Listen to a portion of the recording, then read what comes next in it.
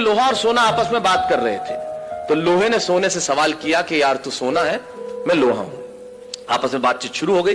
तो सोना लोहे को कहने लगा कि यार लोहार तुझे बनाने के पहले ठोकता पीटता है, सोनार मुझे बनाने के पहले ठोकता। आप पढ़े लिखे लोग हैं, आग में तपा के ठोका जाता है, लेकिन जब तुझे लोहार ठोकता पीटता है तो तू बहुत आवाज करता है, मैं तो चुप रहता हूं, ऐसा क्यों?